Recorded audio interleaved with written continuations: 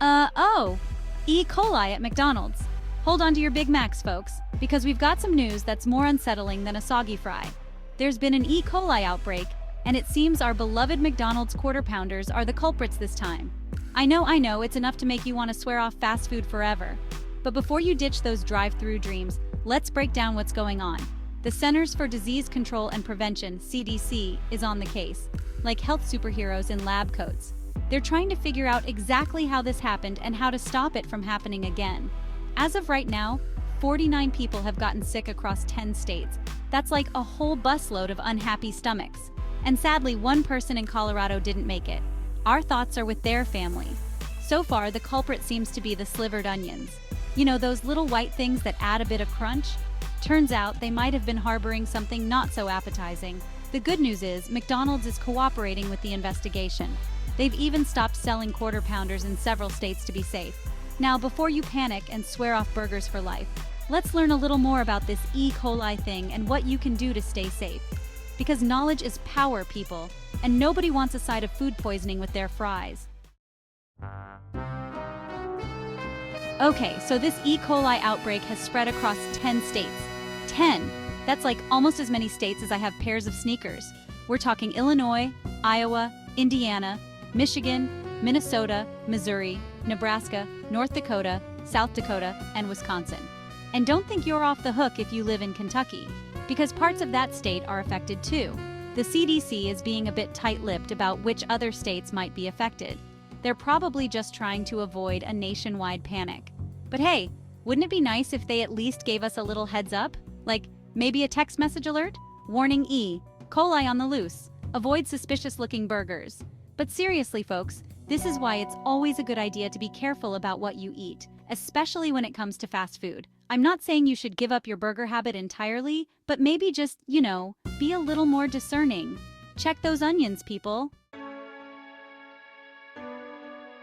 Okay, so McDonald's might not be exactly rescuing kittens from trees, but they are trying to fix this whole E. coli mess. They took all the Quarter Pounders off the menu in the affected states. That's right, no more double-decker beefy goodness for those folks. It's like a fast food famine. Now, I know what you're thinking. Ellen, is this some kind of elaborate prank? Are you going to jump out and yell gotcha any minute now? But I'm serious. McDonald's is working hard to get rid of any contaminated ingredients and restock with safe ones. They say they're committed to keeping their customers safe, and I, for one, am choosing to believe them. But in the meantime, if you're really craving a burger, maybe try making one at home. You can control the ingredients, and you won't have to worry about getting a side of E. coli with your fries. Plus, you can put whatever you want on it. Avocado, bacon, pineapple. Okay, maybe not pineapple. Some things are just sacred. Section 4, E. coli, the tiny terror in your tummy. Let's talk about E. coli, shall we? No, it's not a new dance craze sweeping the nation. It's actually a type of bacteria that lives in our intestines. Now, don't be grossed out just yet. Most types of E. coli are harmless, like little roommates that help us digest our food. But some strains, well, they're not so friendly. These bad boys can cause some serious stomach issues. We're talking cramps, diarrhea, vomiting, the works. It's basically your body's way of saying, get this thing out of me. And trust me, you won't want to be anywhere near a bathroom when that happens. So how do you get E. coli? Well, it usually spreads through contaminated food or water. Think undercooked meat, unwashed fruits and veggies, or that questionable tap water you encountered on your last vacation. It can also spread through contact with animals, especially those cute little farm animals that kids love to pet at petting zoos. So, yeah, maybe skip the petting zoo next time you're feeling adventurous. Section 5. Sounds like a stomach ache? More like a symphony of suffering.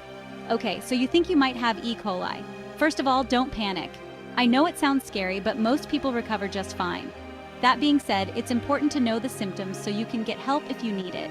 Think of it like this. If a stomach ache is a solo flute, then E. coli is a full-blown orchestra of misery.